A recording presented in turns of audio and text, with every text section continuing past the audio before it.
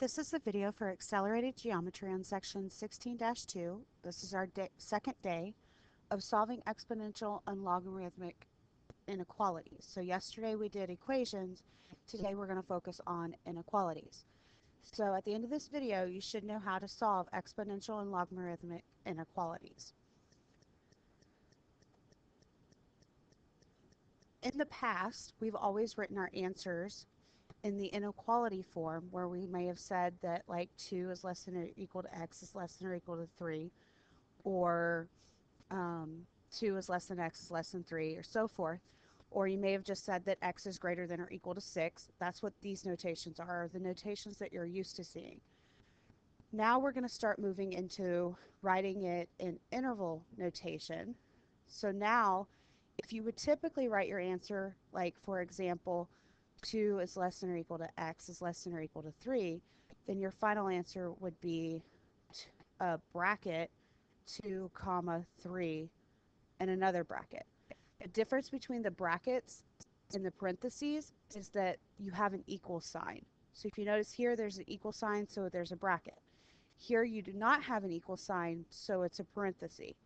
So like for example, if you used to write 2 is less than x is less than 3, then it would just be parenthesis 2 comma 3 parenthesis, and so forth. If it was 2 is less than or equal to x is less than 3, then it would be a bracket 2 comma 3 parenthesis. If it was 2 is less than x is less than or equal to 3, then it would be parenthesis 2 comma 3 bracket. If you used to have something, for example, say x was greater than or equal to 5, now we're going to write it in interval notation. So since there's an equal sign, there's a bracket. Since it's a greater than, that means our number is going to come first, and it's going towards infinity, positive infinity. If there is no equal sign, the only difference is both of them get a parenthesis. If you would say that x is less than or equal to 5, now it's everything below 5, so we would start at negative infinity and end at 5, and 5 would have a bracket because it has the equal sign. Or if it was just x is less than 5, then you would write it as parenthesis negative infinity 5 close parenthesis. Now, infinities, we can never really equal infinity. That's why if you have an infinity or a negative infinity, it's always going to be a parenthesis. Okay, let's put this into use. First example says to solve the exponential inequalities. So first things first, if you remember from yesterday's video, we need to find a common base. So I can't write 5 with a base of 625, but I can write 625 with a base of 5. So I have 5 to the x minus 4 is greater than or equal to, and to get 625, you have to take 5 and raise it to the 4th power. Now that they have the common base, you can just look at the exponents. So that gives me x minus 4 is greater than or equal to 4. Opposite of subtraction is addition. So that gives me x is greater than or equal to 8. So if we go back to our chart, the interval notation for x is greater than or equal to 8. I'm going to start at 8. Greater than means going towards infinity, and there's an equal sign, so the 8 gets the bracket. Infinity has the parenthesis.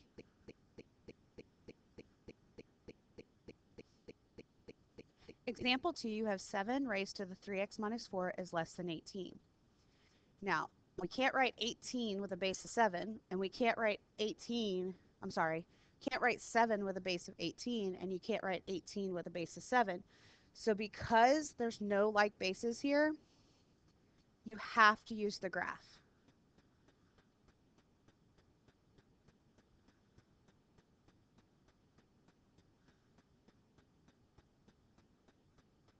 So what I want you to do is pause the video. If you need to go get your graphing calculator, go ahead and get it, because we're going to need it on several of the examples.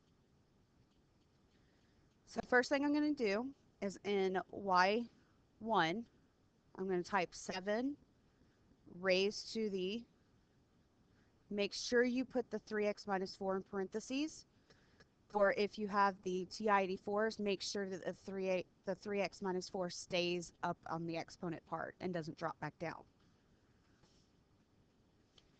Then in Y2, I'm going to type 18.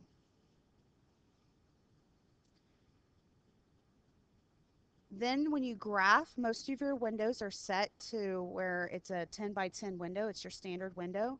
Well, because I know that one of my Y values here is 18, I'm going to go ahead and I'm going to change my window settings. So to do this, what you want to do is just hit Window, which is right next to the Y equals button. And then underneath your window button, you'll see a list that says like X min, -10, X max, +10, X scale is 1. The only thing we want to do is scroll down to where it says Y max and type in 20. You want a number bigger than 18, but not too big. So just type in 20 there and then hit your graph button.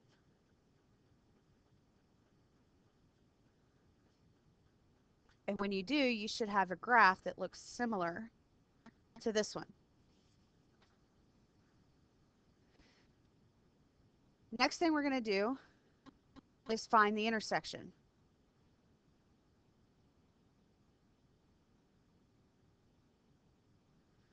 So we're going to hit the second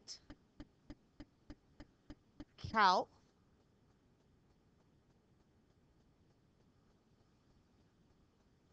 Go down, I believe it's number 5. This is intersect. And hit enter. Now it's going to ask you for your first graph. Make sure that on your screen at the bottom of it before you hit enter, please make sure that it says X equals a number, Y equals a number.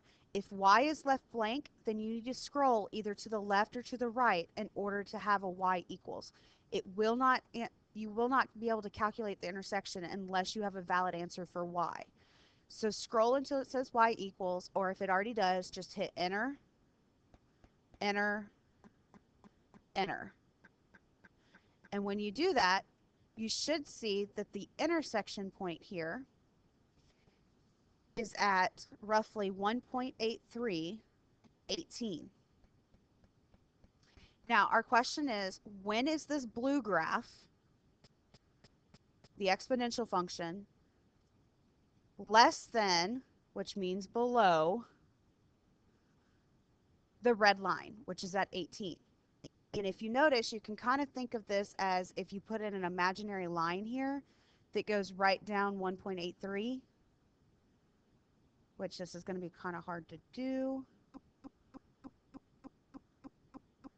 Is everything to the right of this line below the red line, or is everything to the left? And the answer there is everything to the left is below. So that tells me that everything less than 1.8 answers this question. So my answer is that everything below the 1.83,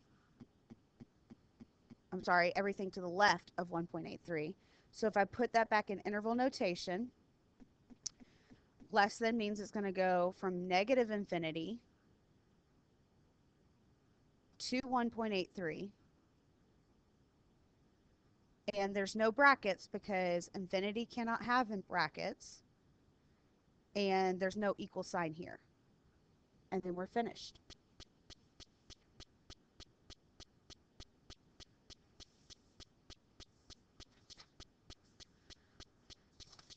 Solving the log base 3 of x minus 3 is greater than 1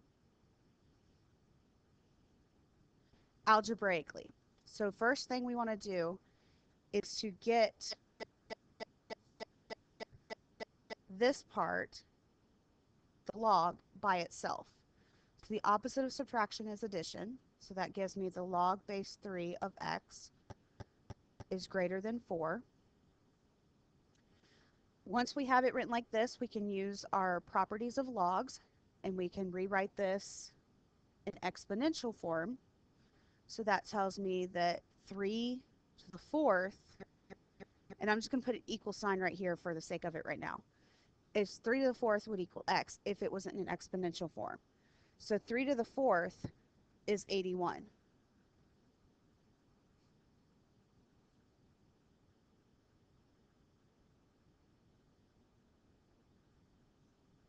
So our question is, when is it going to be greater? So if we think about this, the 81 is when it's going to equal 1. So if I want to be greater than 1, that tells me that the x value's got to be above it, because this graph, there's no reflections in it or anything. So the graph is going to take on something that looks like that.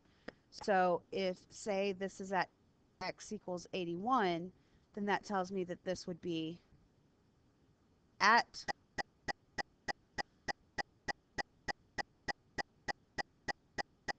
it would equal 1, and I want it to be above 1, so that tells me it's going to be everything above 1. So then in reality, then we know that x has to be greater than 81, and since there's no equal sign, it's just going to be parentheses 81 infinity.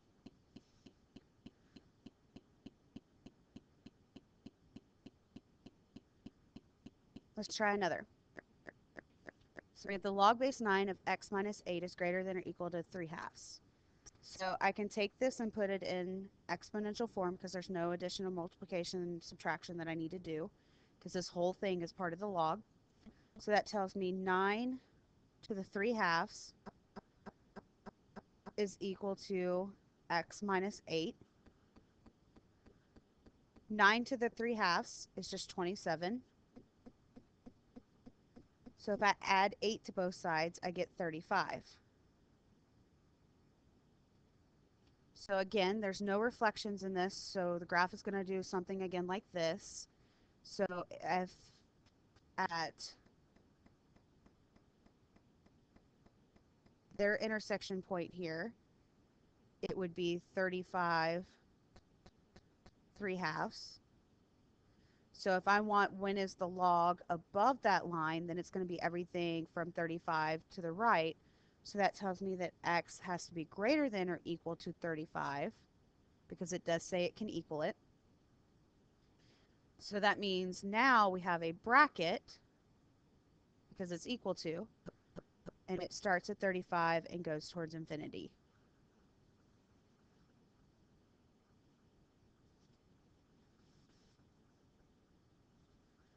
Last two examples, again, we're going to use our graphing calculators. It says solve graphically. So first thing we're going to do is type the left side into y1 and the right side into y2. Now, remember that because in our calculators the log is naturally log base 10, but now we have log base 2. So what you're going to have to do in your calculators for y1 is use your change of base formula. So you're going to type the log of x divided by the log of 2. And then in y2, you're going to type 3. And when you do this, your graph should look something like this. Go through your calculate function and calculate the intersection.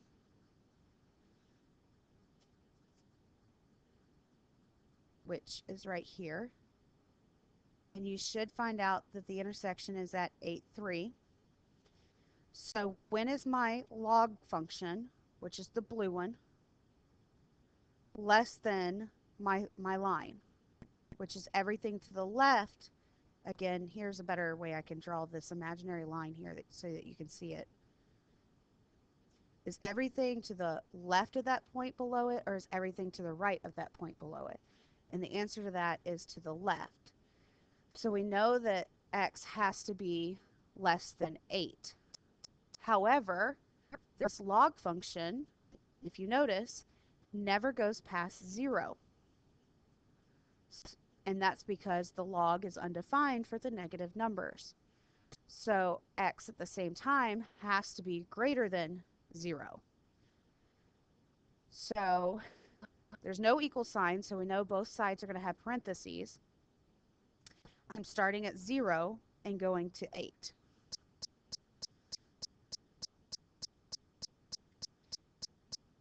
And if you want to go back to your chart to look at how you would have written it as an inequality, it would have been 0 is less than x is less than 8.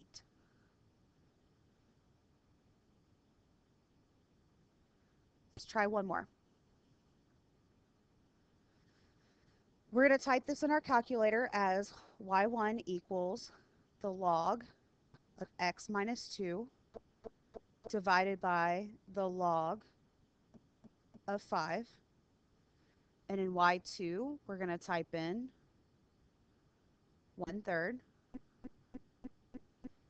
We're going to calculate this intersection point,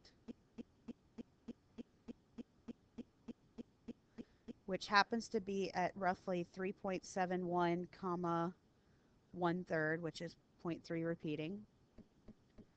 And we want everything, when is the log greater than 1/3?